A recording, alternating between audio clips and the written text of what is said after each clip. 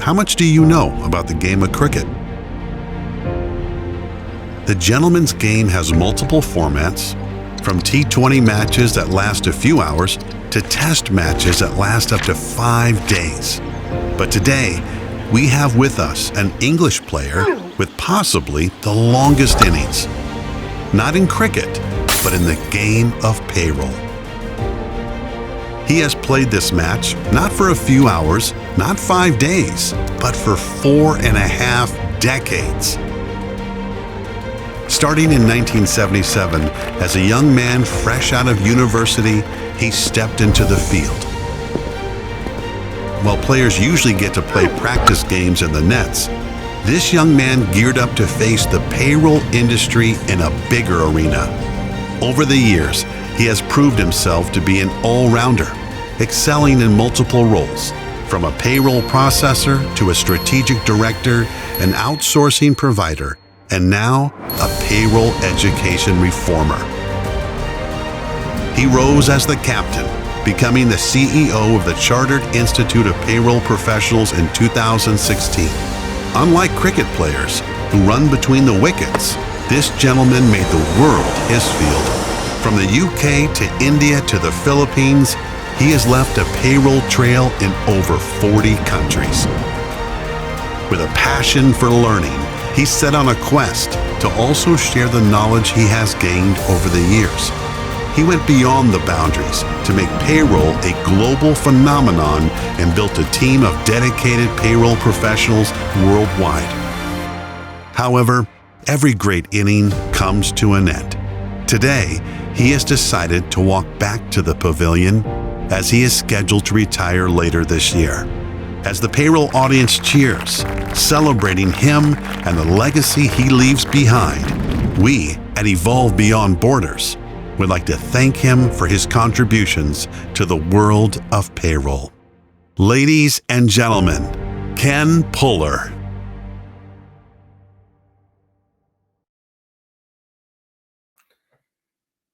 Good morning, everybody, and welcome to this event, Evolve Beyond Borders. As I enter my final few months as CEO of the Chartered Institute of Payroll Professionals, prior to my retirement later this year, and after some 45 years in the payroll arena, may I thank Liamo in organising this event, Evolve Beyond Borders. Particularly so, as this will allow me to indulge on this wonderful payroll career I have been involved in all these years, locally here in the UK, and globally across many countries. And I thank everyone, at whatever level you operate in any area of payroll, for attending this presentation.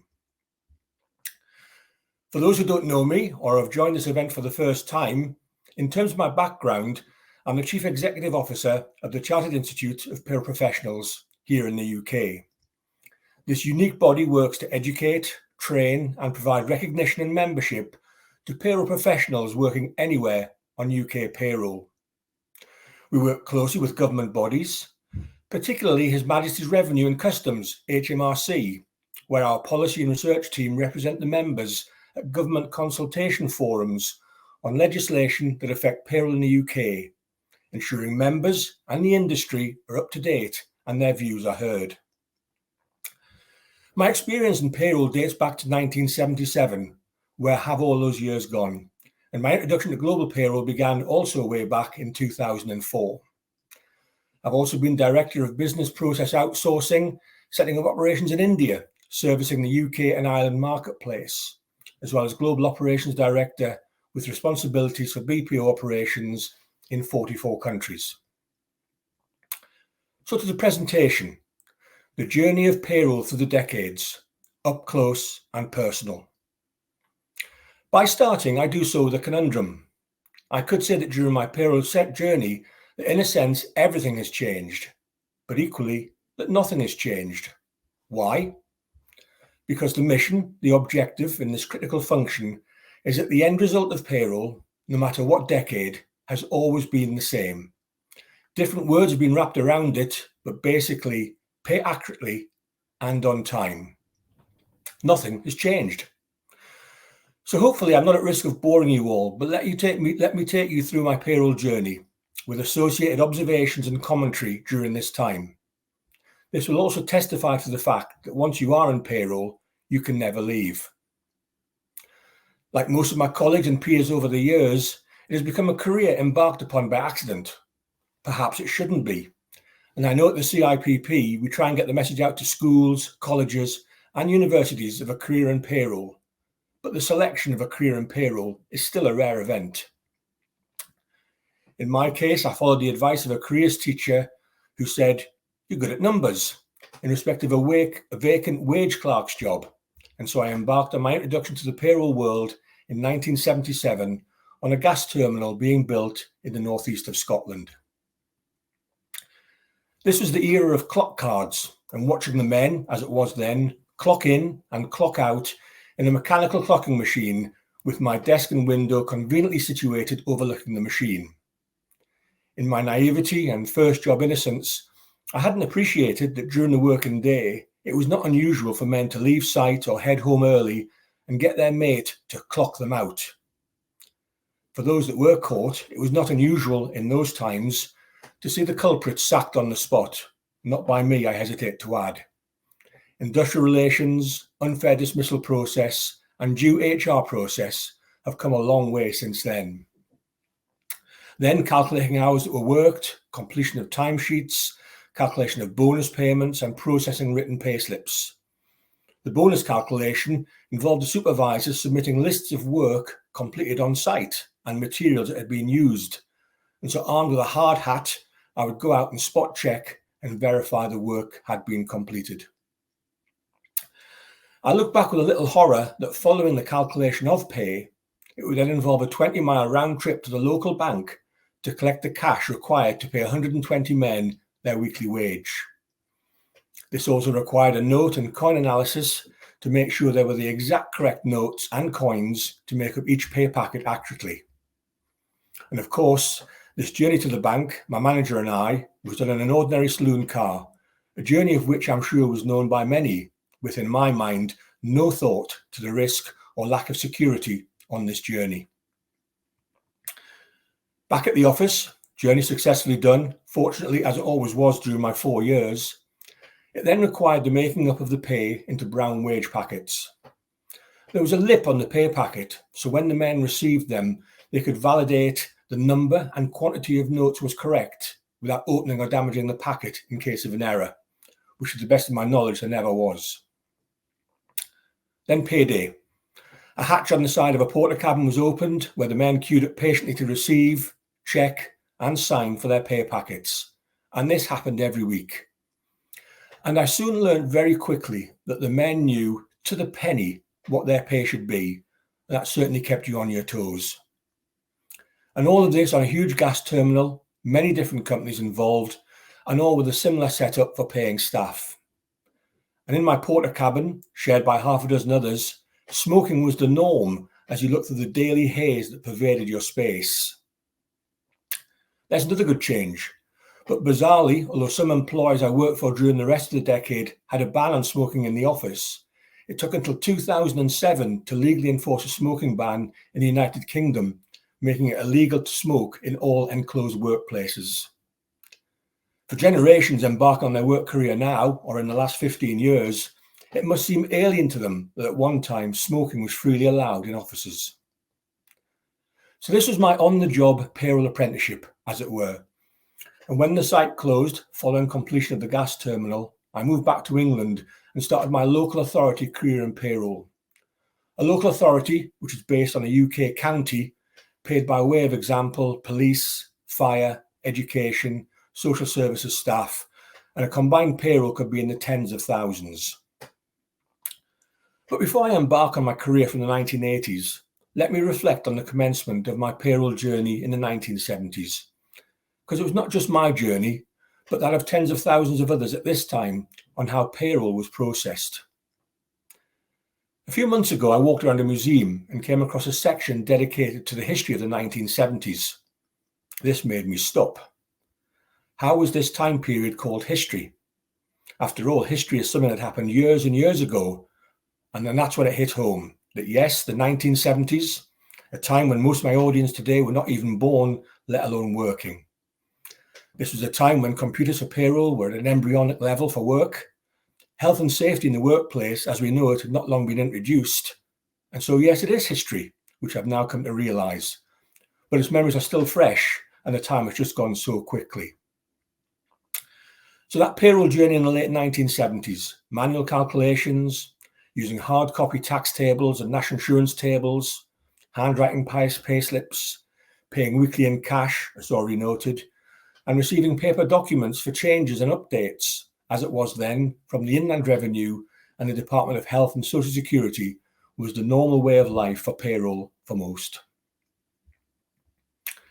And analyse that in terms of where technology has taken us today. My full-time job was looking after 120 employees, calculating pay and bonuses.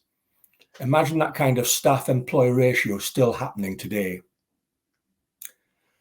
So into the 1980s, and in my career as a payroll officer with North Yorkshire County Council, before promotion and a move to Cambridgeshire County Council.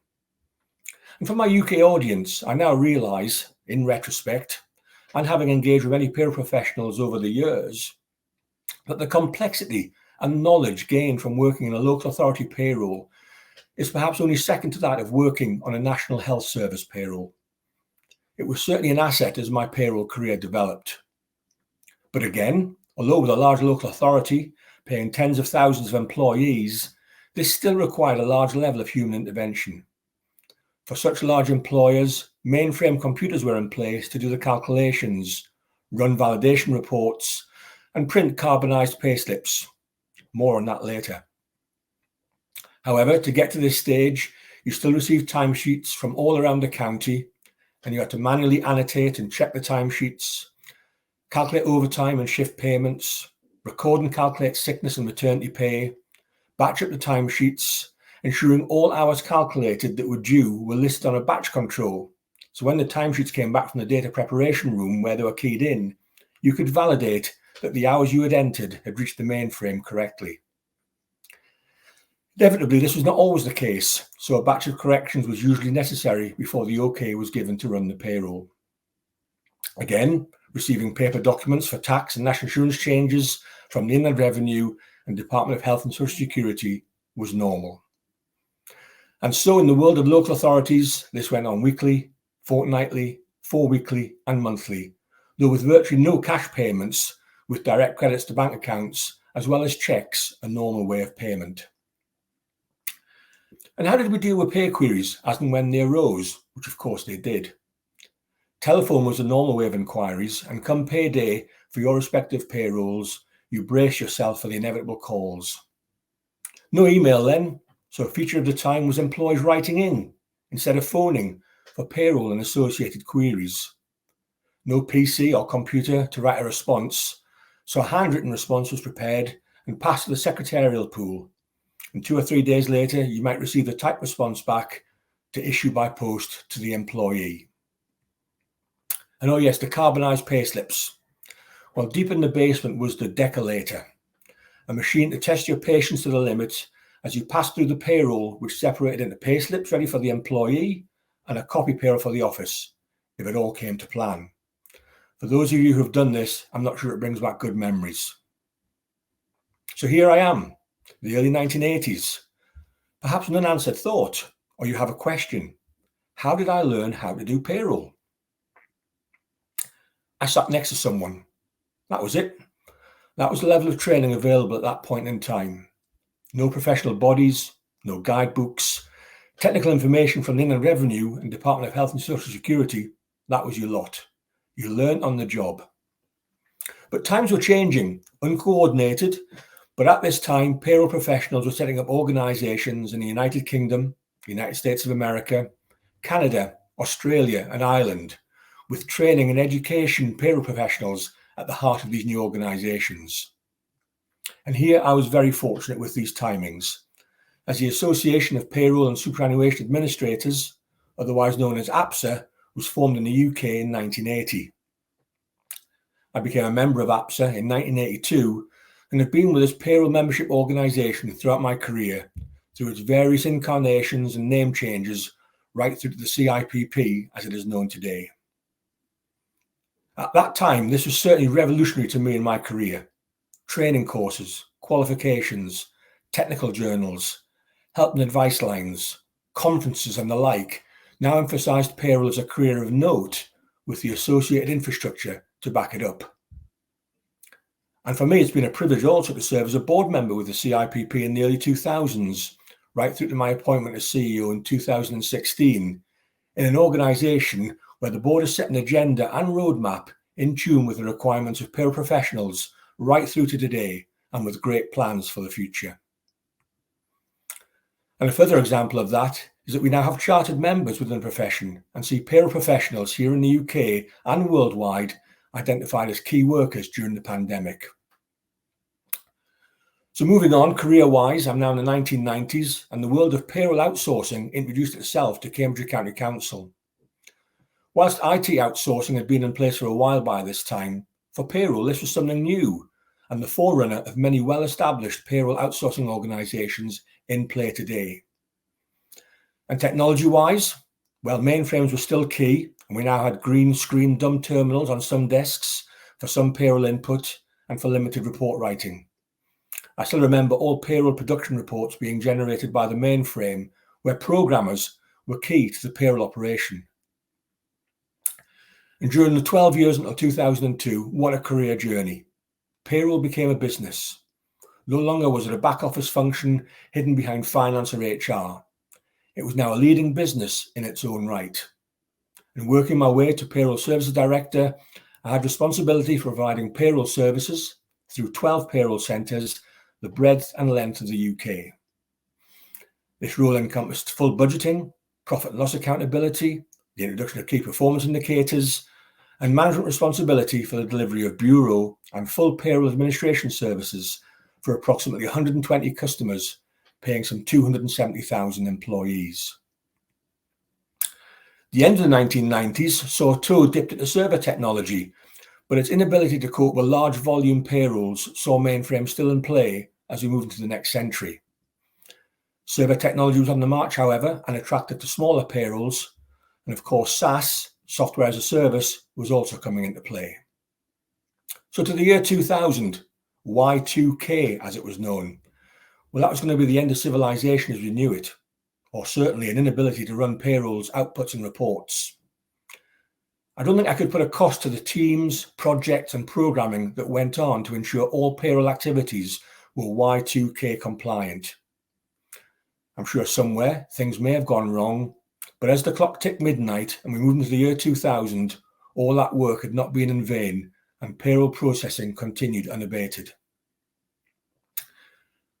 The new century, personally, became a game changer, not just for me, but for payroll outsourcing.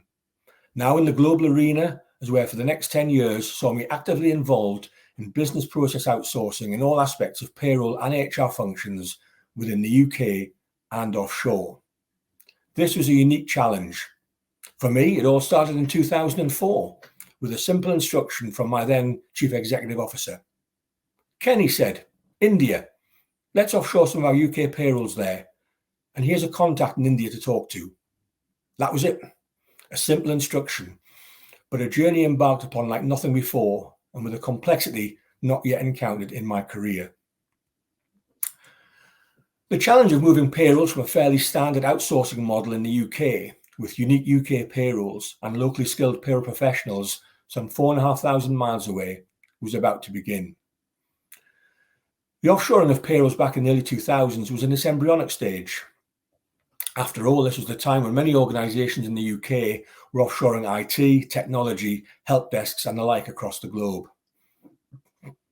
At that time in the UK, the topic of offshoring produced some negative reactions and related to aspects of quality of service deemed to be of a lesser nature and anecdotal evidence of poor communication and understanding, where English was not the main language. Of course, the flip side was why we were doing this in the first place. The positive side of offshoring, when delivered accurately, would recognise substantial savings and give a competitive edge and an increased margin to the business. And of course, with any knowledge-based industry, in this particular case payroll, it was about finding skilled payroll professionals and organisations skilled in UK payroll 4,500 miles away. The risk? Well, payroll processing was not just a simple transactional process, and required an intelligence in interpretation of detailed UK payroll legislation, which were skills acquired by UK payroll staff over many years processing payrolls. Most payroll professionals in the UK acquire the deeper necessary skills and understanding in about 5 years. They have the ability to look at payroll outputs and associated reports and know what looks right and what is wrong. The challenge was set. So whilst most offshoring outsourcing models have a maturity and processes in place today, that was certainly not the case some 20 years ago. Whilst the approach that I will outline may sound standard now, it certainly wasn't then. So to our approach, would we be offshoring with a partner or setting up our own captive operation where we would open our own offshore subsidiary? Very quickly, we decided to go down the offshoring partner route. Setting up a captive operation without any experience, knowledge, skills in a country 4,500 miles away was far too much of a risk. So armed with the contact details from my CEO, contact a partner was selected with key terms of reference, initially to confirm proof of concept. 1. Establish a skill base of offshore payroll expertise with a key measure output focusing on accuracy percentage of payroll output. 2. Determine what particular payroll activity can or cannot be effectively done offshore. 3. Establish management processes, both for management of the supplier and, of course, the ongoing customer management. And 4. Document recommendations on whether to expand offshore activity wider with either more payroll business or, in fact, any other business areas. And so a trial began with our partner and their staff, ensuring, amongst other points, safe harbour and data protection regulations were in place, as they were then called, an agreement of the UK customer to have the trial take place. We began. The trial consisted of a 1,700 plus payroll, which had previously been run that month in the UK, so we knew the output and the results. I'm going somewhat into detail here, as to us this was a groundbreaking venture. We provided detailed payroll procedure manuals to our partner, provided by the UK Centre, and our partner provided some of their colleagues versed in UK payroll, though certainly not all of them. The plan was providing a teaching environment for our partner staff on the basis that our offshore partner would be running this payroll entirely by themselves and for us to check the results. For this, we had 2 skilled payroll consultants from the UK who set up the classroom for 10 days of intense activity, from an initial briefing, training, and the like, leading up to the running of the actual payroll itself. After the initial welcomes and company presentations, over the 10 days we set up connectivity to the remote UK-based payroll system, set up a test system to enable the partner staff to familiarise themselves and to test out their knowledge on UK-based payroll procedures. Quite quickly, and perhaps obviously, some cultural interventions came into play with the content of the payroll data, all paper at that time and needing to be keyed into the system. Some familiarisation and explanations were required for such things as the 24-hour clock, decimalisation, bank and building society sort codes, account numbers, etc., etc. And what was noticeably so, a resistance to asking questions. The attribute of not challenging or asking questions came to manifest itself on day 4 of the exercise. The offshore partner had tested a batch of new starters into the system on day 3, so the day 4 debrief on the results. All 106 starters were incorrect, all with the same error. And this was met with knowing looks amongst the team. And this outcome, to me, was due to the fact that the partner staff were still resistant in challenging us or in asking questions. Quite clearly, they all had an inkling that they knew the 106 starters would be incorrect with the one common error. I made the point to all the team that payroll was a team game. Different people would be skilled at different activities and the need to test, question and challenge. I won't bore you about the rest of the exercise in detail, but by the end of the trial payroll run, the partners team were more responsive and more confident with us, and the managers were confidently starting to distribute and allocate work based on complexity. And the results of the trial? Well, analysis of all 1,784 payslips amounted to 28 errors to our offshore partner, 98.5% accuracy. Ironically, they also correctly paid 16 people that the UK centre had paid incorrectly. So after we left and headed back to the UK, the final part of the trial was for our partner to run the payroll in real time. The following month, our Indian partner ran the payroll in sync with the UK, with only 6 errors in comparison to the UK. And so, with this success in place, a project planned to move across many more payrolls from the UK for processing offshore. I share this fairly detailed start to offshoring in India to illustrate the initial level of detail, preparation and the like that went into both parties making this a success. In our review of the operation, we also concluded that we would categorise the work into tiers 1, 2 and 3 of complexity, respectively, and that voice payroll inquiries would be taken direct in the UK. Although the flow of work from the UK continued into India, we were not complacent about ongoing training and education. We engaged with what is now the CIPP for all staff to study their payroll training certificate and for the team leaders and managers to also work on the UK equivalent of the foundation degree in payroll administration. We ensured for the first year we had a UK manager on site, as well as 2 payroll staff, rotated back to the UK on an 8-week cycle to supply guidance, advice and assistance to the ever-growing offshore operation. This was a real success and a testament to all involved. My organisation then acquired a global payroll provider, and suddenly we went from only processing offshore payroll from the UK to India to having presence in 44 countries around the globe. Career-wise, this again brought about changes and new challenges.